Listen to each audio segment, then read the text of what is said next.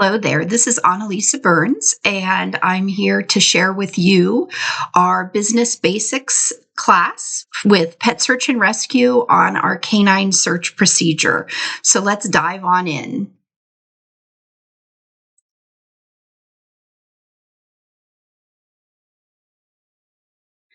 How it all started. I always give a shout out to my beloved Lily, and I adopted Lily from San Diego Animal Control over 20 years ago.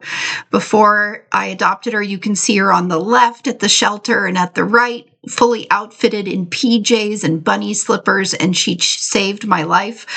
I adopted her, brought her home, and was told by the amazing Linda Michaels that she had separation anxiety and low self-esteem. So Linda helped me with finding Lily a job, and it really changed my life forever. We have some upcoming trainings and some training opportunities. Our next MAR training is Wednesdays, 6 p.m. Eastern Standard Time, starting April 1st. We also have trainings in June, starting September and December. So mark your calendar now and pick a training to come and get your dog going in lost pet search and recovery. Reminder, please do nominate a hero in Lost Pet Search and Recovery. We have a ton of options available to you for different categories for nominations. We have vet tech, vet, animal control officer, and law enforcement officer, in addition to canine team, best trapping. We have a lot of options, so please do join us in recognizing heroes in lost pet search and recovery. The deadline is coming up soon. Get your nominations in now. And here's our future business basics classes. Our next one is on client debriefing. Now, in this class, I'm going to go over the overall strategy, the structure of a canine search, which includes information about the client debriefing. But client debriefing is so complex. Next month, we're going to dive into that even more. So I hope you sign up for our different courses that you're interested in the coming year. Let's start with a little housekeeping. Make sure that you engage, you take notes, jot questions down. You're welcome to send me questions after the class. And please do share about this class to anyone else who might be interested. And I want to start with this important quote that really resonates with me about the canine search procedure and the wisdom we all have to share and support each other. If you want to go fast, go alone. If you want to go far, go together. If you missed one of our past classes, we do have recordings available about initial consultations, charging for services, contracts, and setting goals.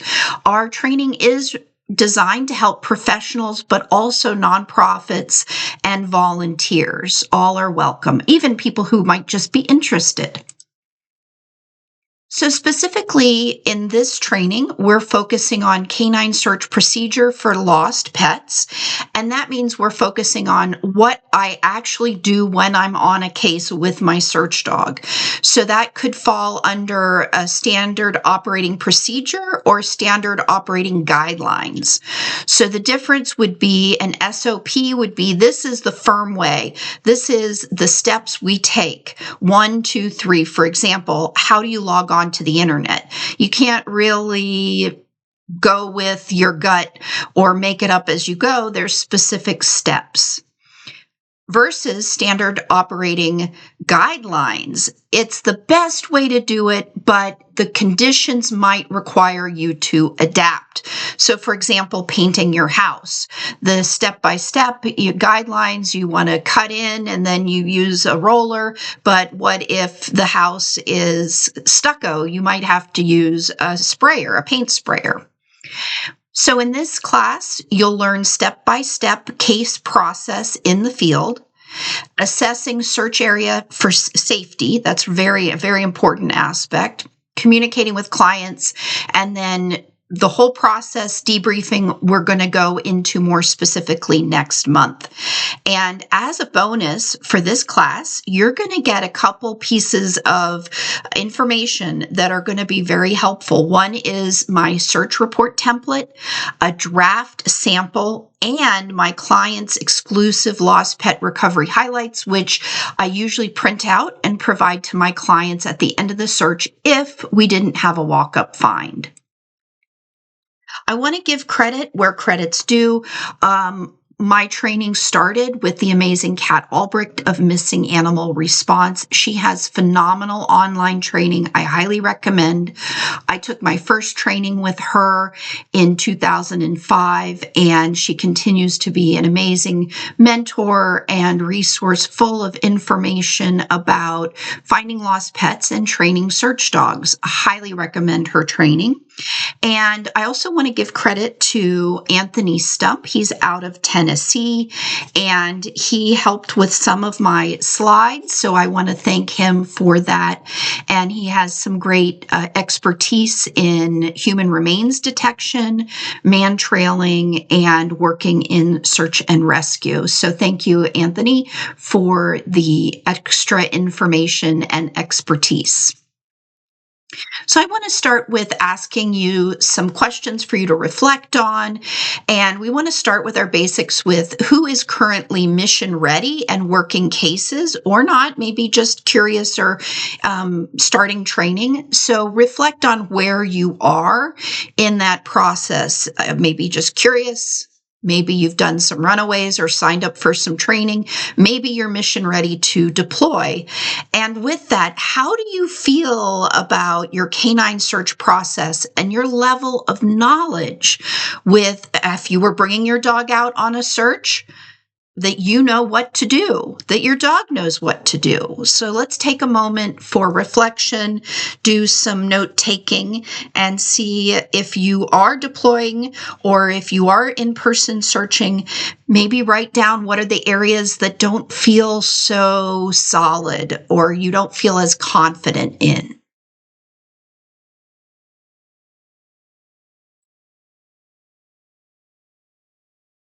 With our canine search procedure, here's the overview. These are the individual broken up steps that we're going to be going over today. And it's a lot. So we've broken it up into these sections, and we're going to be diving into each one, starting with that off-site prep, which is before you even show up. So what are the variables that you should be considering when you're thinking about deploying with your search dog to look for a lost pet? Some of those variables include weather, how long the pet's been missing, the day of the week you would be searching. So for example, this one is really important for me to get a hold on when I'm thinking about deploying my search dogs. Let's say it's a lost cat case, and the cat went missing from a home on a golf course. And the most busy day of the week at a golf course is going to be Saturday, followed by Sunday. And their least busy day might be Monday or Tuesday. So I want to look at what day of the week is there going to be the most access and the least distractions. Of course, taking into account your schedule, the pet owner's schedule, and other schedules. Like, for example, if I'm working in an area where it's all retirees, and they sleep in and we won't be bothering them and nobody will really be out and about before 10 a.m. I might want to do that on a day where they're hanging out at home. But let's say it's a really busy, active neighborhood. I've worked cases where it's in an area where all of the homes are short-term rentals, STRs, and they do weekly rentals and they turn over on Sundays. So Sunday is not the day I'd want to be working there. So you have to ask questions and take into account the schedule of the neighborhood of the area. Accessibility, that's with the golf course, or let's say a big part of your search area is publicly owned, and you have to get permission in advance to search. Maybe it could be a power plant. It could be a dump. There's a lot of possibilities. And maybe because of that, you need to be working during their work hours when those areas are open. It's going to depend on the pet's profile. Are we talking about a roaming husky or an inside-only cat? And there has to be some other variables maybe that you would consider. So take a moment to jot those down or reflect on what important variables do you consider. Another one I consider is if it's an HOA and when landscaping might be done, when they might be having trash collection or street cleaning, which might happen in a neighborhood once a month. I don't really want to be there on that day because there's going to be parking restrictions and the street cleaning is going to be going through, and that's going to be hurting or displacing scent. Some weather issues. This is from Mr. Stump, and I agree with him 100%. You want to look at temperature, humidity, pressure, wind direction, because those all affect scent movement. In addition to freezing temperatures, scent rises when it's hot and falls when it's cold. So this quote is critical for you to keep in mind. The best time to use a canine is early morning. Worst time is late afternoon, especially in the heat. So why do we have a standardized canine search process? Why does that matter? Well, it helps us build trust with our clients. It helps us remember what our process is. For me, stress impacts my decision making. So if I know what my process is, when I'm in that stressful situation, I don't have to remember. I just go back to the basics, to what my process is.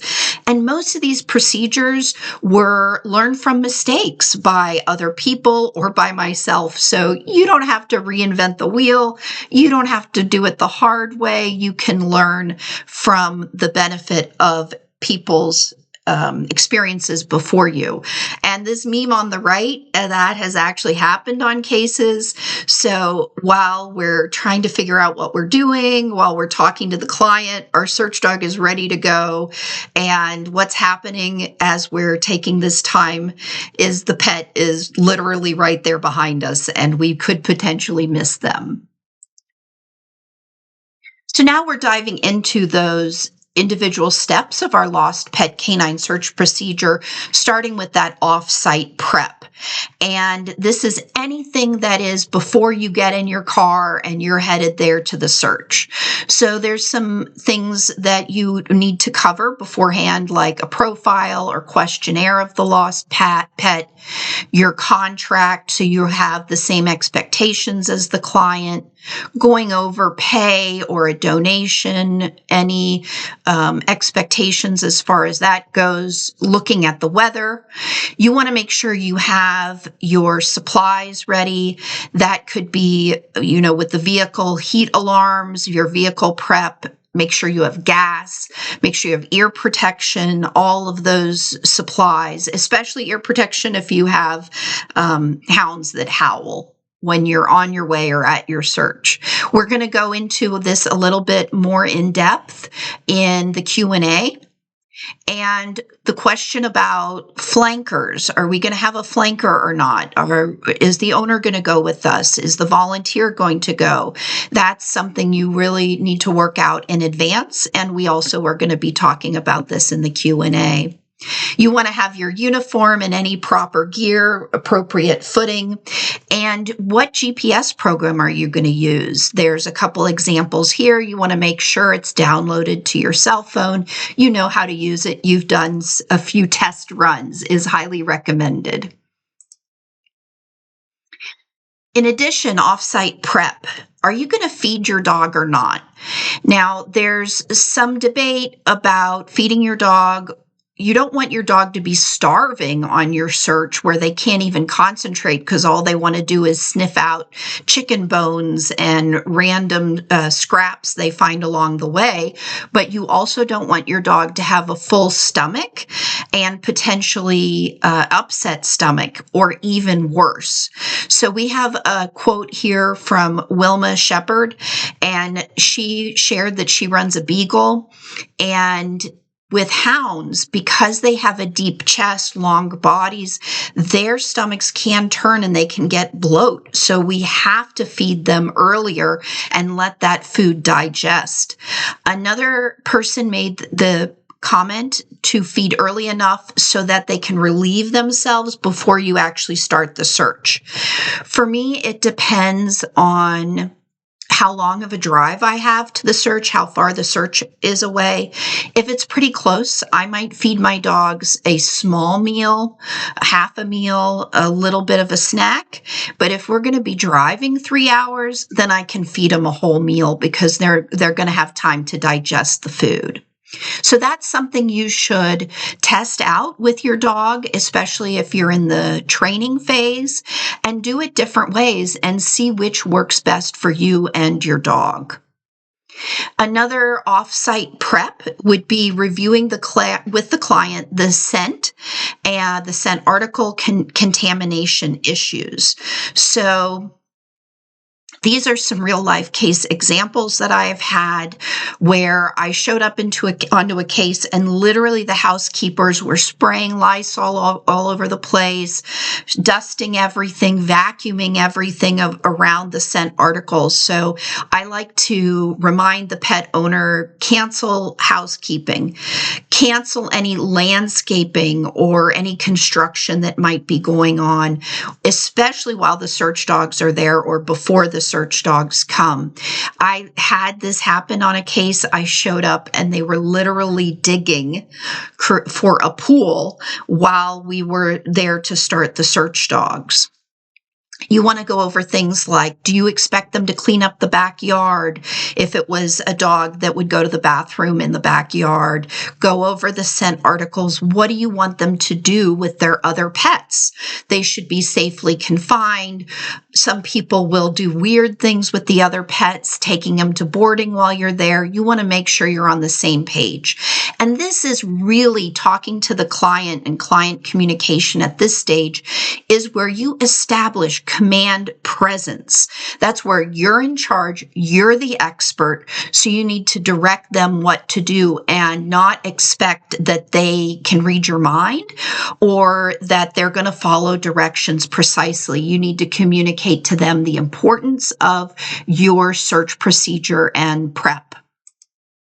So one of the things I do after my client fills out an online questionnaire is I have either emailed them or on my website that's password protected, I give them this preparation checklist. And this is where I go over the most common things they need to do in a case before I come out.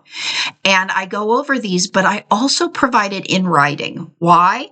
Well, because sometimes I forget. I might miss talking about special directions or parking. And so I can have them refer to this to make sure I don't miss anything. And also it makes, if they did go over everything, it has a written documentation of what I provided them or went over with them. So my offsite prep also includes getting my canine supplies together, and here's a summary of what those might look like. I also want to highlight the decontamination supplies. So decontamination supplies, on your average case, you probably don't need these supplies, but you never know. And especially if you are working after natural disasters or in dangerous areas, you really need to have these. So they should be with you at all times in your vehicle, especially personal protective equipment like masks, gloves, dog booties, sprays, wipes, brushes, anything to help remove anything that could be gotten on the search dog, anything from stickers or briars all the way to contaminants. And I learned this the hard way. I do recommend jugs of water. So I did go on a case that was after a natural disaster. And one thing I hadn't realized is that after a natural disaster, there's no running water. So when we had the search dogs there was no way to clean them after they searched. And you don't know what could be in the water or in the area that they could be stepping in. From Mr. Stump, this is his what to carry basics. And his background, he's searching for people and HRD, human remains, but this is really appropriate carryover for lost pet searches to make sure it's really a comprehensive list of what you have. I want to point out the last item on the list, bear spray or other. Depending on the area, you may need to bring something to keep you safe, maybe a taser, maybe bear spray. Some people will have a whistle, something along those lines. You want to make sure you and your dog are safe on the search. Here's what I carry. Now, this is only short distance cases. I don't recommend this being just the list. If you're going after a husky and you could be 10 miles away, you need to have more supplies, or your flanker needs to carry some additional supplies. I carry these items. The most important for me are treats for my search dog, flagging tape, Ziploc bags, needle nose pliers, cell phone, water, and my scent article. Those are the absolute most important for me. I'm not going to start if I don't have those items, but I carry all of these with me in like a fanny pack. Some people prefer a backpack. So now we're on to the second step. You've done your prep and now you're going to travel to the search location. You're going to take bathroom breaks. You want to make sure that the dogs are staying hydrated, and you want to make sure when you get to the search, you're going to be ready to search. Now, some canines do better with a little bit of a break, a little bit of a run or exercise before getting to the actual search. So if you stop to get gas, maybe you take the dog out then, or take the dog for a little bit of a walk when you stop for yourself. This also can be really helpful if you're working multiple dogs or multiple dog teams, because the dogs are going to have to wait. It's like that hurry up and wait idea when you work multiple dogs. So it's really not fair to get to a search and then leave another search dog in the car after a 3-hour drive.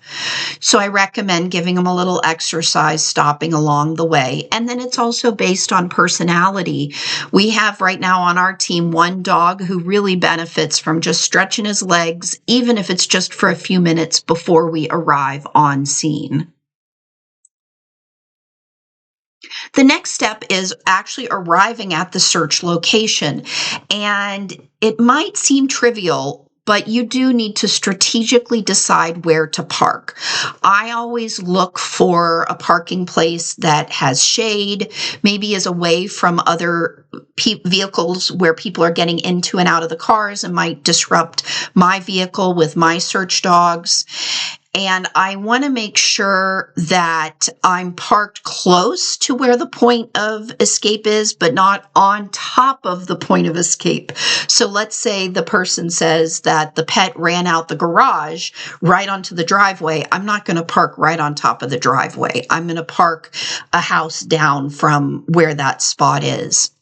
When you park, you want to walk around and make sure it is safe, identify any issues, and make sure you aren't parked on evidence. So some real life examples of this would be, parking next to a street sign where you can't easily open your car doors, parking where there is a high curb that hits the edge of your car that's not right for your dogs to come in or out, or on a steep incline. That's been a big issue in very hilly areas. You want to park on a relatively flat spot where your dog can easily get in and out.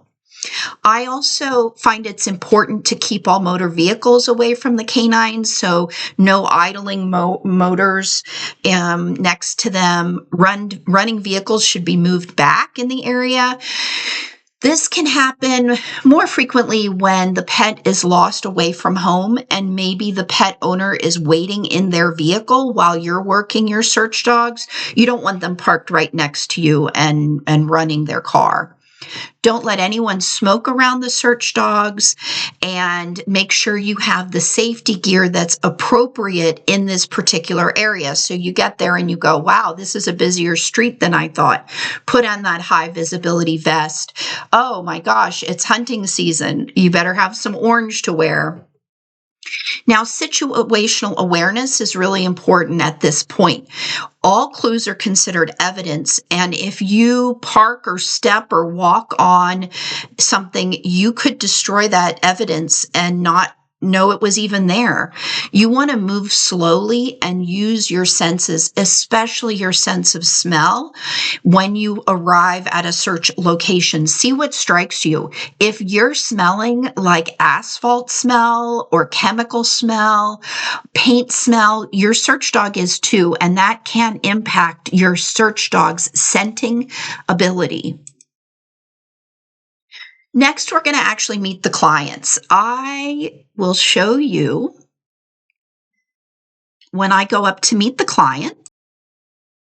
I'm wearing my uniform. I have my business cards with me, and I like to carry a professional briefcase type folder where I have in there might be my letter of agreement or different information that might be relevant to the case. This is where I keep my paperwork that I might give the client afterwards. This is also where I keep information about catios, and I keep my scent collecting supplies here, my gauze pads and Ziploc bags, so that I have a professional appearance when I'm coming up and meeting the client. I shake their hand, I give them eye contact, and I make sure I have that command presence when I initiate in-person contact.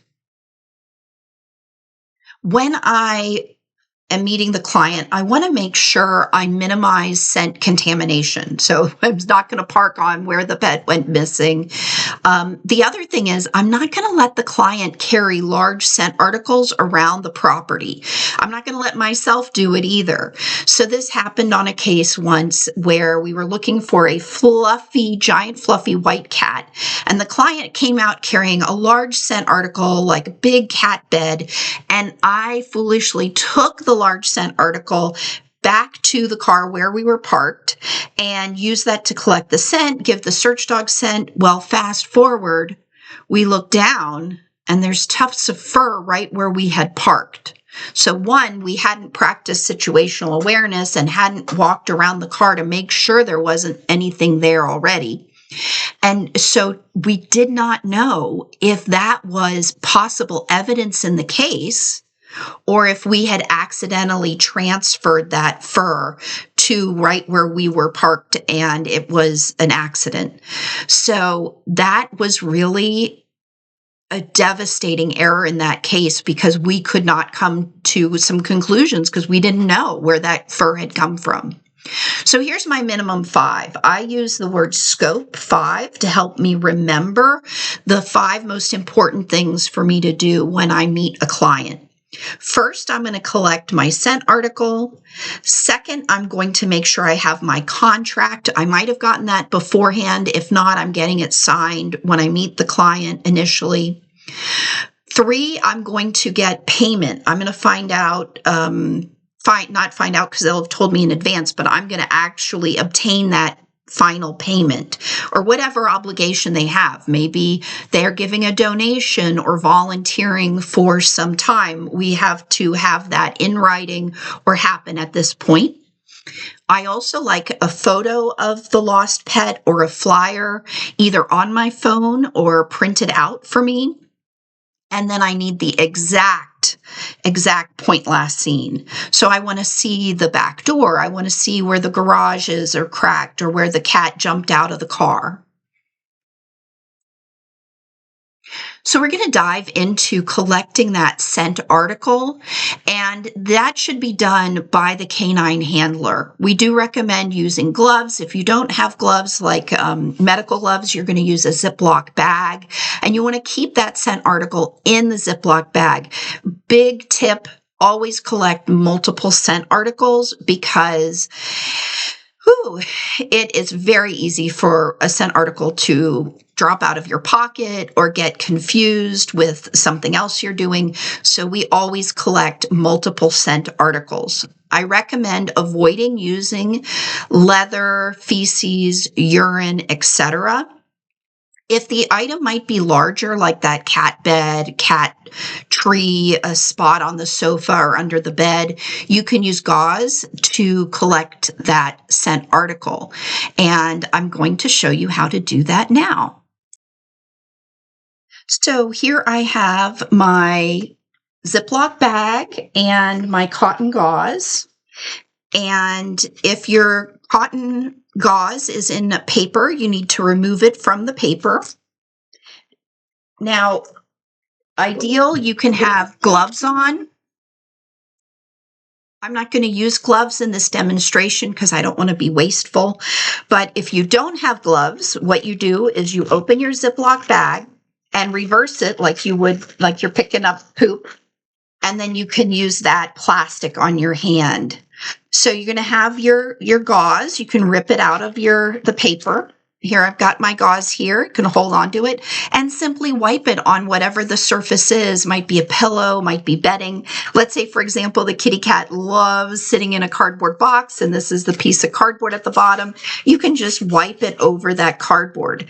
I like to let it sit for a bit. You don't technically have to. Once you wipe it, you got it. But I like to let it sit while I talk with the client a little bit, and then I'm not carrying it around in my pocket either.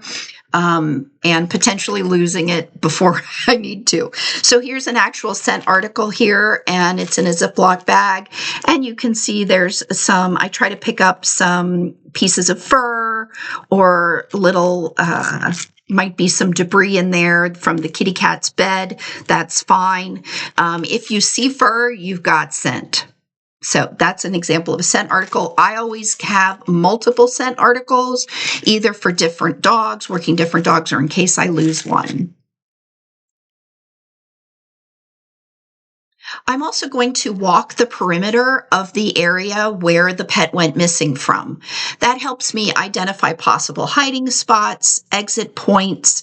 I can look for prints. I can see what I might find, and especially propping open doors, opening garages, or moving dangerous items.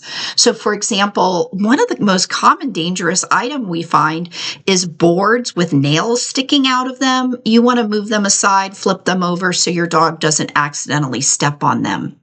Now, I'm going to share a video here of one of the most recent cases I worked where I walked the perimeter and what I found when I walked the perimeter. Now, it does have a deceased animal in it, so if that makes you queasy, you might want to fast forward a moment, but let's take a look at this real life video. So here I am scanning the backyard. I notice there's a ladder leading up to the roof, but look what's here in the backyard. Some sort of deceased rat. And so that's one reason why it's really important to walk the perimeter and see if there's anything like that. The owner had no idea that this was in their backyard. Another reason why I like to walk the perimeter of a property is that many times I've actually found pets and never actually gotten the search dogs out. And this is the case of Gizzy. This is the wall between the neighbor's backyard. And I walked back and I saw that kitty cat, right? It's very hard to see, but the kitty cat's way back there. And so I didn't have the dogs out. I walked the perimeter, saw the cat, and the cat was that had been behind this shed and was getting into the shed through the bottom of the shed, which was totally rotted out. So I was able to call the pet owner. She couldn't believe it. She got little Gizzy safe. And there you can see Gizzy's face is a little confused about what's going on. And here Gizzy is safely reunited with his family. And they said they'd never have found Gizzy without me walking the perimeter of the house. Don't know if that's true or not, but it's really important to do. So once we've done those things, we want to start getting the search dog prepared. And this is where I start my GPS. I start recording the track. And that track is essential to accurately report back to the client, have a record of the areas the search dog worked. I do recommend keeping your dog on a leash. This is one of the things, I can be bad about because I have a search dog that has a very good recall and stays right with me, but you don't know what other animals are out and about. It's really best just to keep your search dog on a leash and, when you're there working a case, and it's more professional. This is where you check and note the wind direction and speed. There's different ways to do this, but you can just feel it on your face. You can look onto the trees or bushes and see if the leaves are blowing. Maybe there's a flag on a neighbor's porch. You can see from that. You also can use a puffer bottle and puff some chalk or powder and look and see which way the wind is going. That can be really important when you are working an area search dog, or you're looking for remains to know where to start your search dog. And also when you're working a trailing dog to see, because the pet might have gone on the right side of the street, but you're trailing in the middle or the left side of the street because of a heavy wind. So you want to check and note wind direction, and towards the end of when you're working the search dog, that might play into actions you take or recommendations you make to the client. So we're going to go into some videos of the canine prep, what I actually do when I get my search dogs out.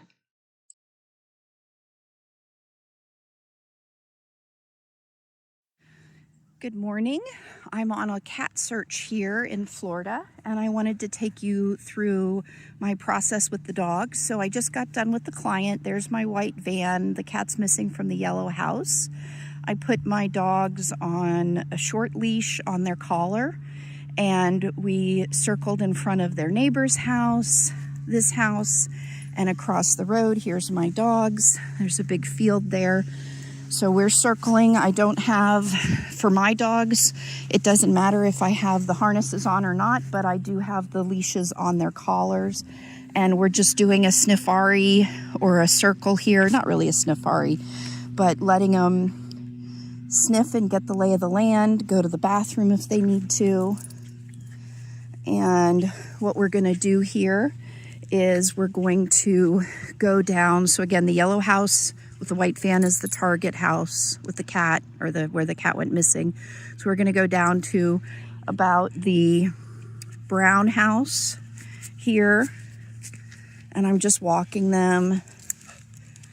My cue is circle when I reach the end of where we're kind of working or checking. This is also my opportunity to, if there's any neighbors out, say hello, tell them what I'm doing. This is also an opportunity to see, there's drainage pipes. Are there any dangers? How busy's the street that I'm working on? What about other animals, loose animals? So here we are circling back, and I go on both sides of the roadway.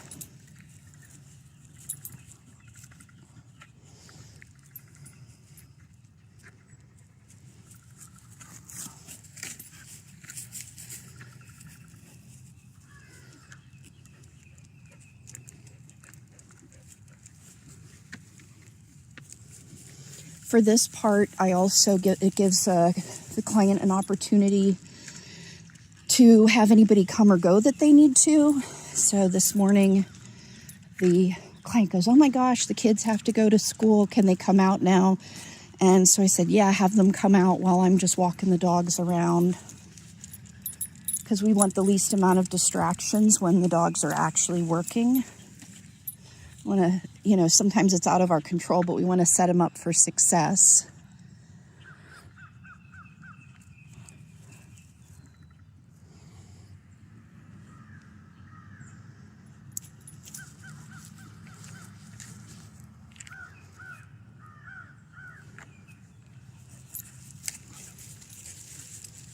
So that's the house where the cat went missing. So we're going to go a house or two in the opposite direction.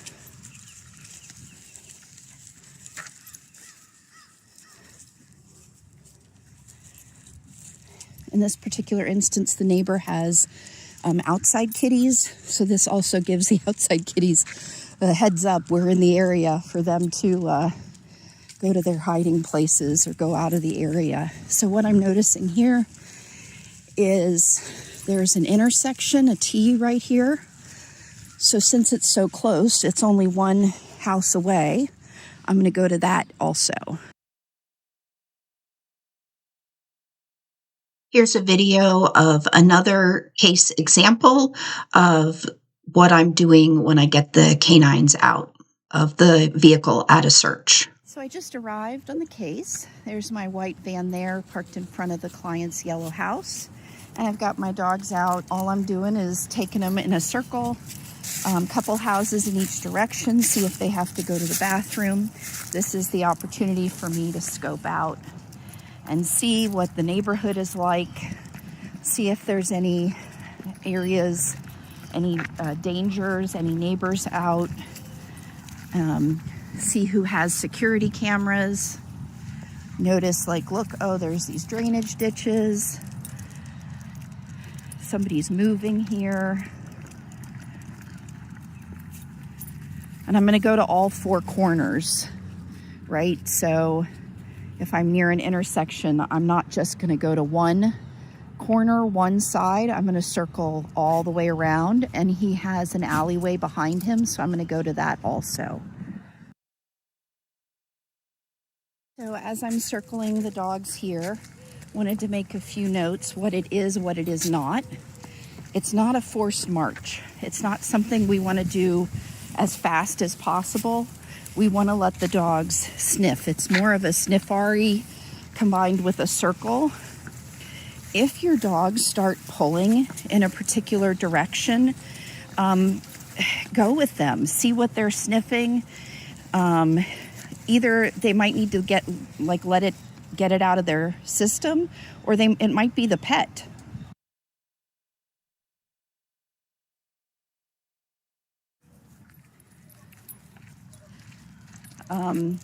Some people call this getting the scent inventory. I think that's what Marn uses. I say that they're getting the scent picture. So are we working in downtown LA? Are we working in rural Oklahoma, in farmland? What's the immediate terrain like? What are the smells, sights, and sounds in this area? So as you can see, I'm walking down here. They've got transformers, a lot of construction going on.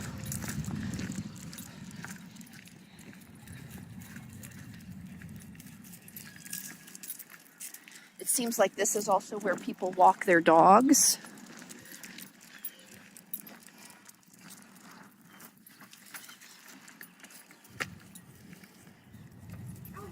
And this is definitely within the cat's territory as an outside access cat.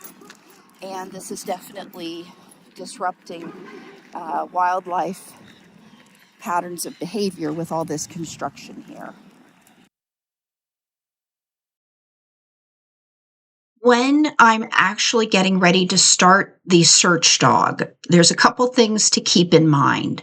Just because the house has been searched, it doesn't mean that the lost pet may not be hidden inside the house or something unusual happened. So trust your dog. If your dog does not want to take off, do not egg your dog on. You can search around the area, but trust your dog. And so I'm going to show you some examples.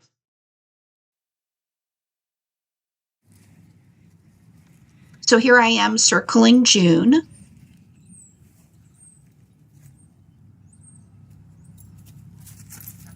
Good girl. Let's circle.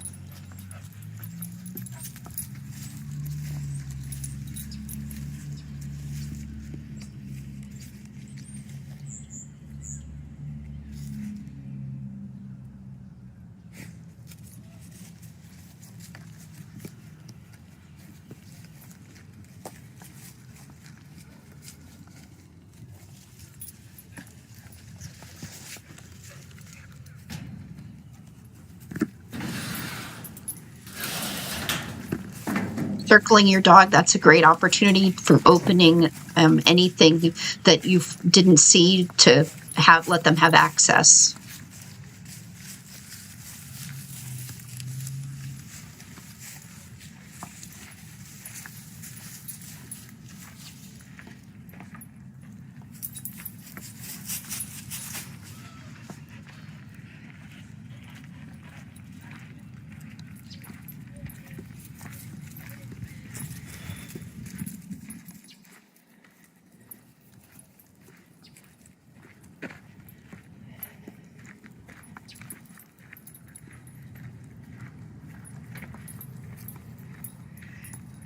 Good girl. Let's circle.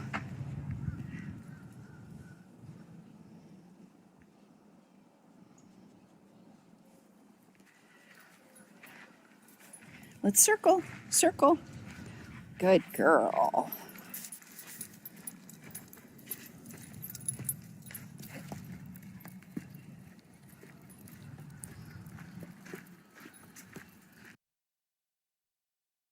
We want to make sure we circle in all directions.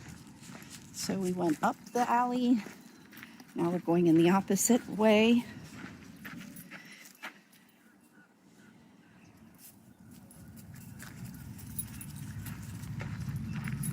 So circling in the person's front and backyard, behind their house, on the street in front of them, whatever is accessible or depending on the lay of the land.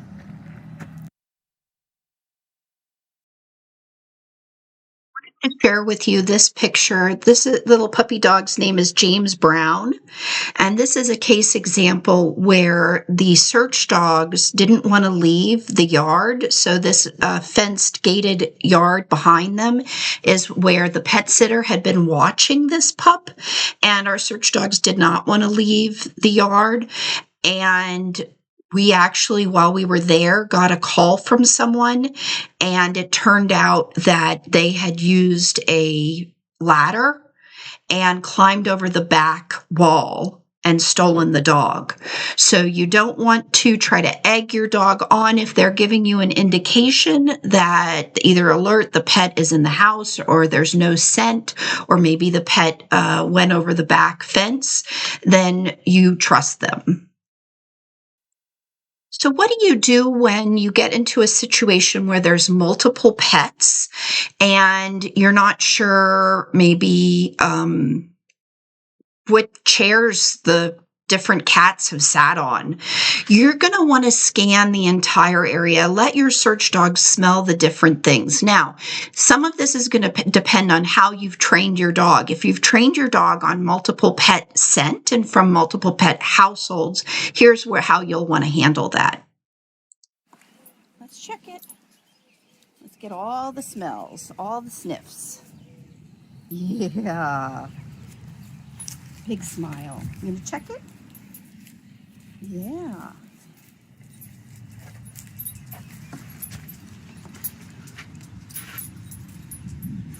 Good checking. Yeah.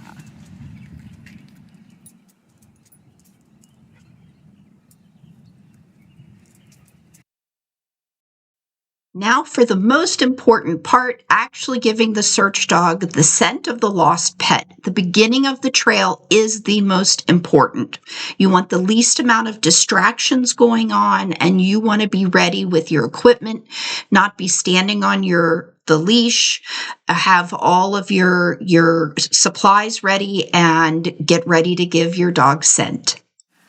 Okay, June, we're gonna work. You ready? You ready? Ready, June? I'm doing this at the point last seen. Junie, take scent. Take scent. Search.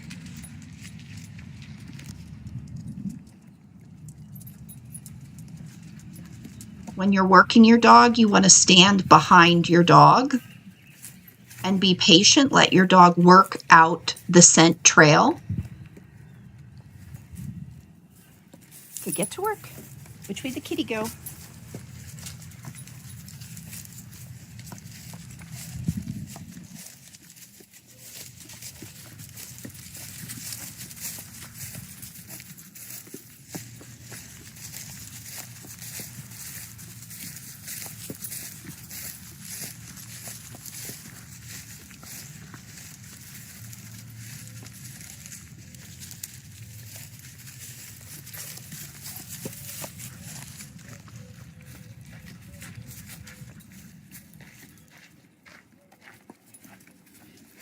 They're working into the wind right now.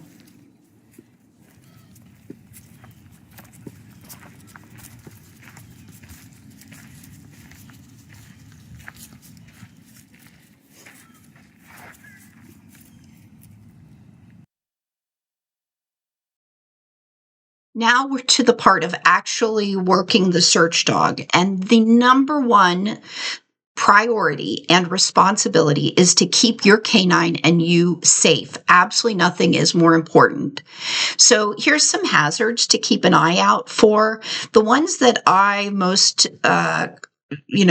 commonly see in searches: cars, loose dogs.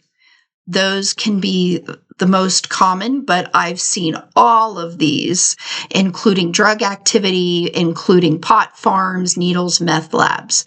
If you're pausing, whether it's from a hazard or take a break, make sure you pause the GPS track. You want to make sure you're hydrating yourself and your search dog, and you want to be really careful and aware of temperature and heat exhaustion. And I'm going to dive into that a little bit more next.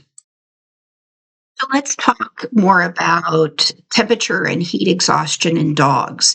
One thing I learned that I did not know is that after a dog stops physical activity, their temperature continues to increase. So if you notice that your search dog is panting, their tongue is hanging out, and you stop activity and you think, okay, well, their temperature is going to go down, that's not correct. Their temperature actually continues to rise and then eventually starts to decrease. So if you're noticing your dog is panting and tongue out already, that's a warning sign. You need to aggressively get their temperature down. So that means stopping working. That means getting water on them, getting some coolness into their inner legs, inner arm, their leg area where their armpits would be. You could do that through cold water, maybe ice pack, water bottle, something along those lines. If there's a hose, water it, wet them down, and they should not continue working until their breathing is returned to normal, the tongue is back and relaxed, they're hydrated. So really important tip is that I always thought that if I just stopped working my dog, that was good enough, but their temperature actually keeps going up. And when they're in that working mode, that it does put a lot of strain on their body and is a very active behavior that they're doing. So we need to make sure that they are staying cool and we're monitoring them for safety. So we're going to pick up on that trail of the lost cat that June is working. So I've gone around in a circle. I've done my prep. I gave my dog the scent article and I'm letting her work. Here she makes a really nice turn between these houses. The house on the right is part of the kitty cat's known territory.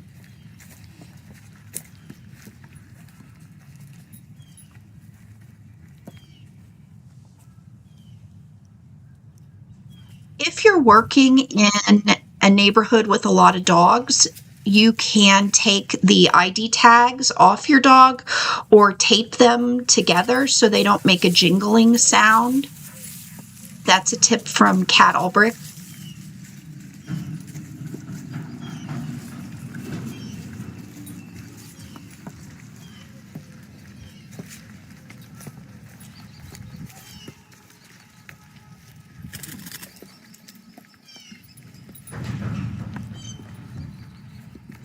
You can see she's looking in different directions, but that means she's pointing her nose in different directions to see where the scent is.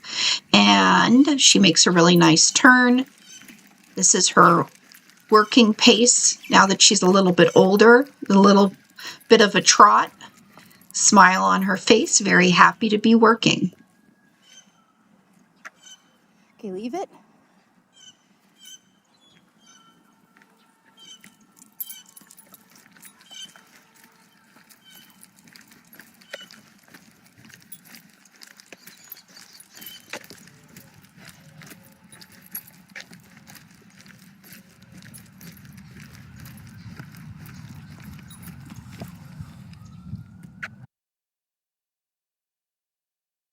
Here's another video of working that lost cat case I wanted to share.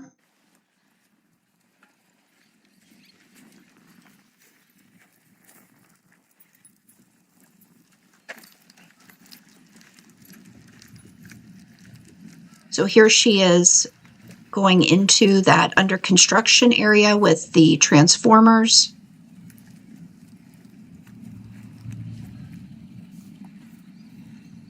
And you can see all the ground that's been disturbed here.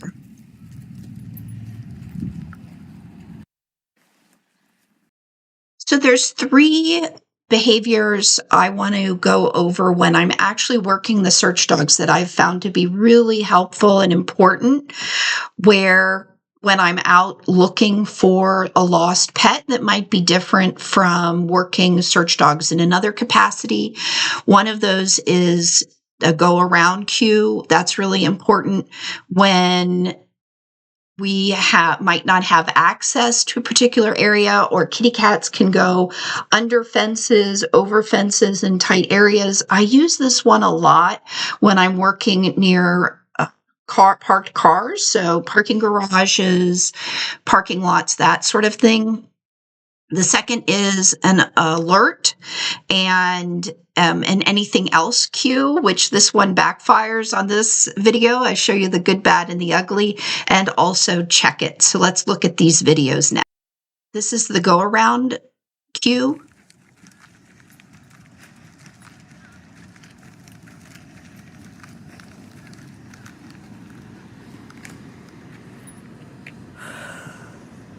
Leave it. Get to work.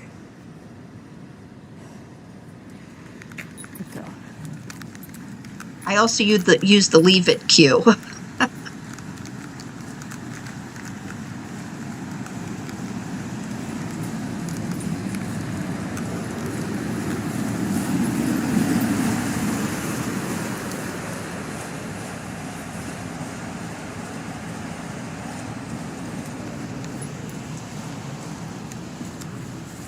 So she can't get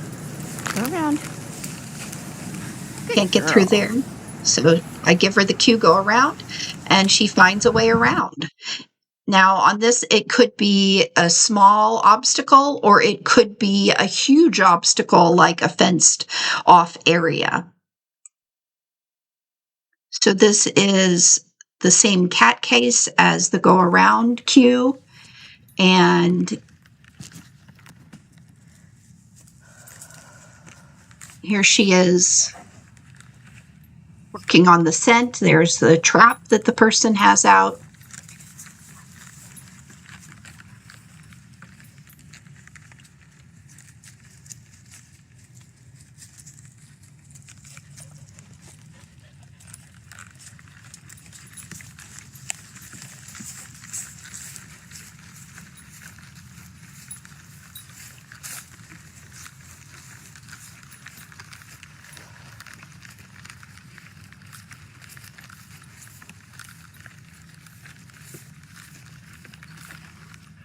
So there she gave me eye contact. She's following me around. Where? She's indicating wagging tail.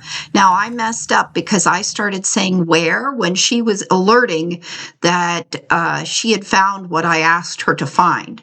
So where can have a double-edged sword. I will sometimes use where if I visually can't see the pet or can't see evidence, but it also can come back at you because the dog's like, I am showing you where and you're not believing me. So back again, trust your dog.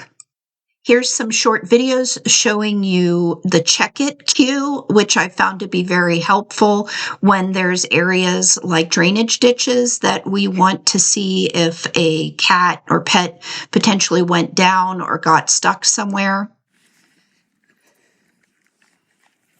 June, check it.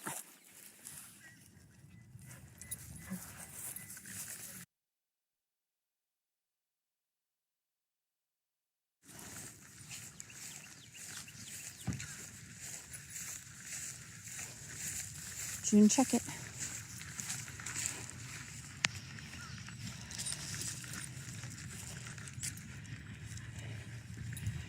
June, this way.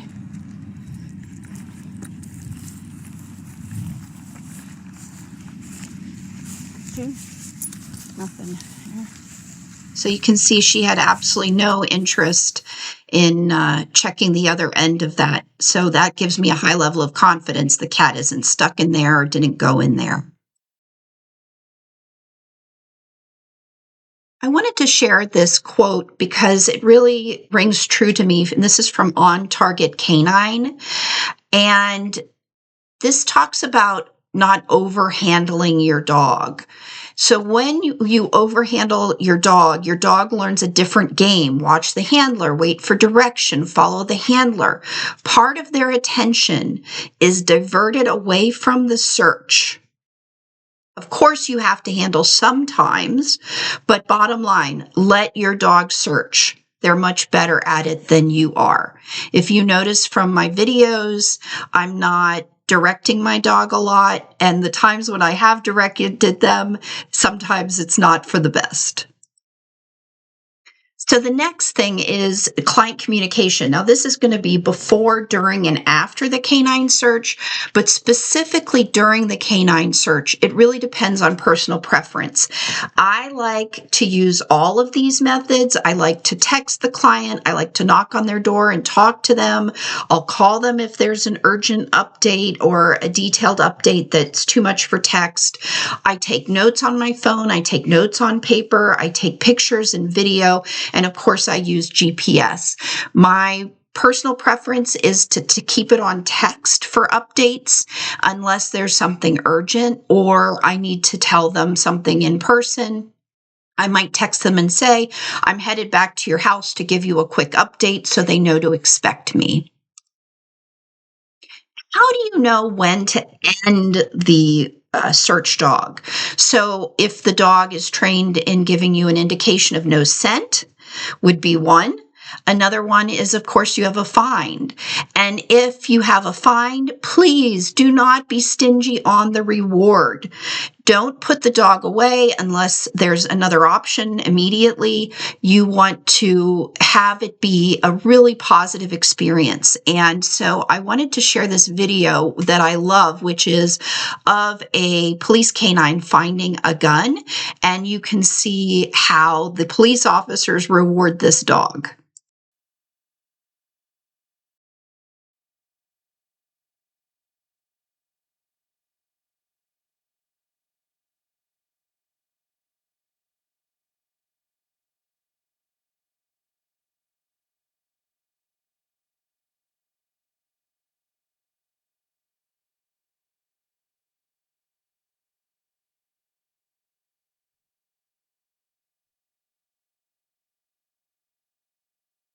Here.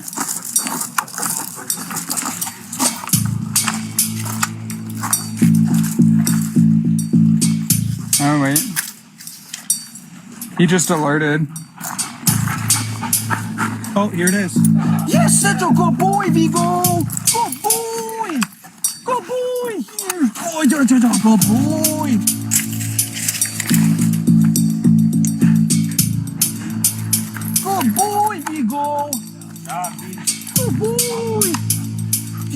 Good boy. Good boy. Good boy. Good boy. I just love that. You can see how they had two people praising the dog. They used, even though they're big, tough police officers, they used high-pitched voices, praising him, rubbing him, giving him the toy, telling him he's such a good boy. You want the find to be the best thing that dog has ever done. And you really don't hold back on that. And you also don't want to guarantee they don't just take this dog and put it back in the police cruiser for 6 hours. They're playing with that dog in a field. They're running around. They're giving it hugs. They're giving it treats. They're really reinforcing that the dog did its job and the dog gets paid. So other reasons or other ways we know it's time to end working our canine, it might be time. The time limit is up. It might be for safety. Heat is a big one, as we discussed. So here I want to share with you. Oh my gosh, Junie found the deceased kitty cat's the find paws. with June. Look this whole area, and she led us here. Look at this huge area, and she did it. She did it, Junie, you did it. Yay, Junie. Oh my gosh. So lots of praise and enthusiasm, and she got lots of treats. Here's another deceased animal walk-up find. Oh, there's the place where I dropped the straw. Here's the spot here. And there's all the orange flags. And when you go really close, you can see orange tufts of fur. And that was the case where June alerted, and then I asked her where. And she's like, all over here. Here's another view of that area. So here is the area marked, and it goes from where all the orange flags are. I ran out of orange flags marking, but there's fur pressed in and on the different areas.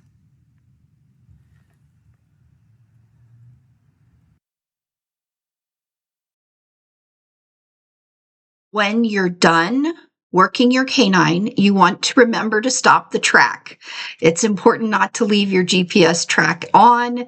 However, I wish that I could say I always remembered to turn it off, but I don't. But it's important. When you're done working your canine, make sure you return the scent article to the client, especially if it's something they might want to keep.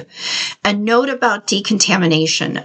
Make sure that if your dog went through any unknown areas, anything unusual, you have to wash your dog's paws off.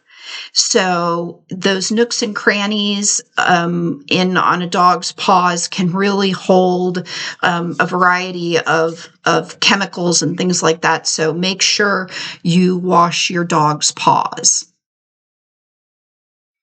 So now we're going into the debrief basics. Next month, we'll dive into this even more, but here's a big overview to get you started in the right direction. Make sure you're covering those important points. You want to give yourself time to process and analyze the information, especially if you didn't have a walk-up find. You might need to really spend some time thinking about the wind direction, the terrain, your dog's training, when you've seen your search dog do this behavior before, so you can try to distill what's actually happened in the case to telling the owner information and recommendations. I like to ask myself, what would I do if this was my lost pet? Because that's where I'm really going to get cut to the chase, give them the most aggressive and robust recommendations. I also suggest you don't guess. Don't speculate. I had this happen once on a case where a client really pushed me to jump to a conclusion that I didn't feel like it was fair to make, but she really wanted an answer, and it turned out to be wrong. So when I give a debrief, I do a summary of the search. I want to report the results, give them some sort of summary or report with a plan of action and directions of those details. So one of the bonus pieces that you're getting with this Business Basics class is my search report template and a draft that shows you an example of what I've filled a report out before. You could print this out in advance and fill in the blanks on the search, or you could email it after to the client, or you could write these things, handwrite them out. It's up to you and what works best. But here's my basic search report. It has the pet's name, the species, the date I worked, and the time of the search, my point of contact, where I'm searching, when the pet went missing, and what search dogs I'm working. I next go into my search procedure and results. So sometimes people will prefer to keep this all on text or verbally, but you still want to have some notes, even if it's just for your records, that you save.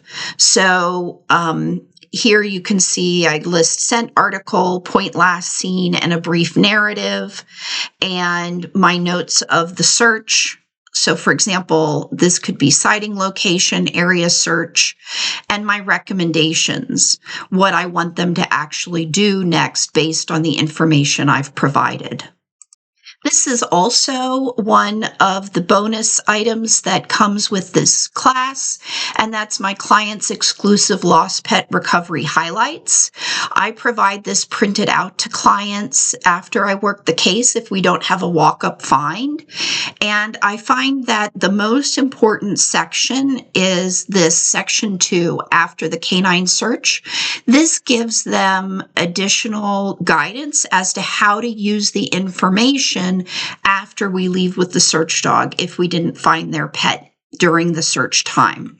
But it also has a checklist of techniques, and it has summaries of how to deal with sightings, what to do with sightings, some basics of trapping, some pictures of what to do and what not to do, etc.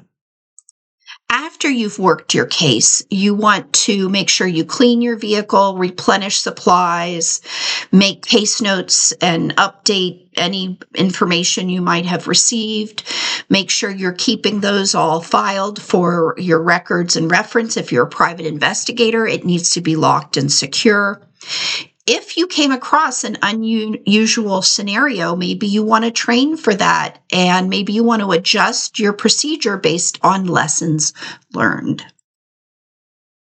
So here's some Q&A that I want to share with you, and we want to recommend that you update as you learn and grow. So your search procedure starts off in a certain way, but let's say based on the area that you work, the demographics of the people that you work for, you may need to update your search procedure. So one of our questions is, how do you handle private property issues when on a search? And the bottom line on this is prep, talking to your pet owner in advance, seeing how much access they can give you in advance, also potentially having a flanker with you or volunteer to help with knocking on doors, etc.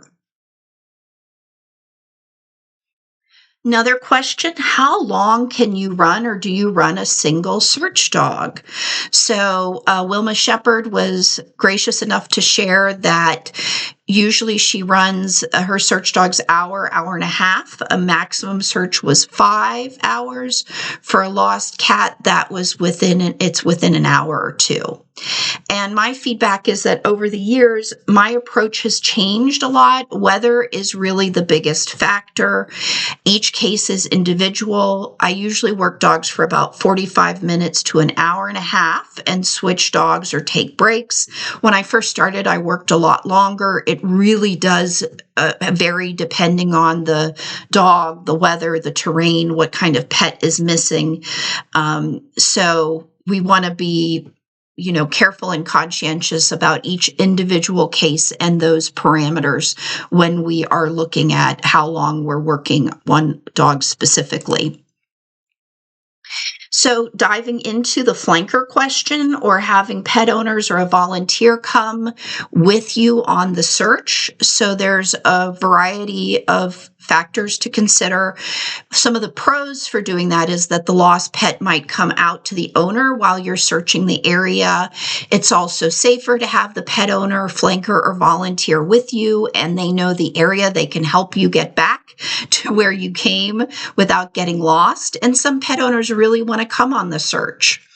For me personally, I think you have to do what's best for you and your search dog. With my first search dog, Lily, she hated it. If anybody was standing behind us, she wouldn't work. She would just turn and stare at them. She didn't feel safe with a stranger following them. So that's how I started my career off and was used to doing that. As I started working with other handlers and had flankers, she would get to know them. And then that person, she'd be comfortable with them coming along with us, but not a stranger. So currently, this is fast forward 20 years, I still don't bring pet owners with me for basically 3 reasons. The biggest reason is liability. Even if they sign something, they can still sue you. And I've had pet owners show up in flip-flops. I've had pet owners be drunk, high, irrational, emotional, and it just, for the people that I end up working with, it's not reasonable. Now, maybe if you're working in an area where you have really active community, they're very fit, they are used to climbing and hiking and those sorts of things, maybe it's more likely that they would be prepared and it would be okay. In my cases, it just has not worked out that way. The second reason is it's a distraction. So I end up being more concerned about the pet owner, telling them, be careful, don't trip on that. Try answering their questions. And I really need to focus on my search dog. The third is just having had some bad experiences. Maybe if I hadn't have had those scenarios, I would be more open to other people coming with me, but it just hasn't worked out well. And especially if my search dog finds a deceased pet, as you saw in the earlier videos, I need to be praising my dog, focusing on my dog, excited and proud of my dog. And if the pet owner is with me, that's really disrespectful to them, and that they're finding out that something awful happened to their pet. And as you saw in the video, it could be quite graphic. So I need a moment to process that, reward my dog, take care of my dog, and then I can notify the owner immediately, which I do recommend doing. So for me, it works better if I don't have anybody else from the pet owner's side of things with me, maybe a flanker that's trusted or another canine handler. But it is really up to the handler and the scenario and their comfort level. What about working multiple dogs in the heat? So we had this great recommendation. There's temperature monitors and cameras you can look into. And this is a really tricky situation, especially with multiple dogs, but even single dogs and debriefing, or you have to, talk with the client and your dog's in a car. Running your vehicle with the air conditioning on is not really a long-term solution because it wears out the vehicle. And we've all heard about police dogs passing away when cooling systems fail. They get clogged, something happens with the battery, the alternator, etc. So this is one reason why not to take a case, because of the hot weather and the safety of the search dog during the search, but then also while the dog or dogs might be waiting. So moving to practical application, we want you to use this information and review your search process or plan your search process if you're at the training phase, and see what are you going to add? What can you take away? What are some lessons you might have learned that you don't have to, you can learn from my mistakes and not make your own? I want to give you a few other pieces of information, other resources.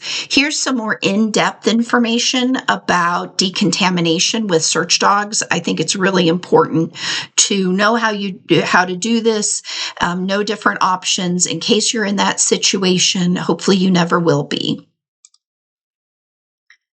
Finally, here's some reminders about some upcoming training opportunities. If you have requests, please do let me know. In closing, thank you so much for joining me in learning about the canine search procedure. This is really fundamental to my work in the past 20 years and many searches that I've gone on with the search dogs. And here's just a few of our successful live finds. Uncle Yubi is the tortoise in the top left. This kitty cat in the top right was lost in a high coyote area that you would have just assumed easily it was taken by a coyote, but it was hiding out a few properties away. The picture in the bottom left is a case that I worked with Landa Cold Iron of Lost Pet Detection and her bloodhound Ellie Mae. This pit bull, the guy swore, the owner is on the left, he swore that the dog would never go up to anybody. Well, the good-looking girl, the pit bull went right up to her, and she had already taken the dog to work with her and had found somebody who wanted to adopt the dog, and we were able to get it back with witness development and working the search dogs and figuring out the dog had been put into the car right in front of the guy's house. And the picture on the right, speaking of cases where there was some intoxication involved, that's this case, and this is Nui, who we had a walk-up find in, I think it was the Malibu area in California. So thanks for joining us, and I look forward to seeing you in future trainings.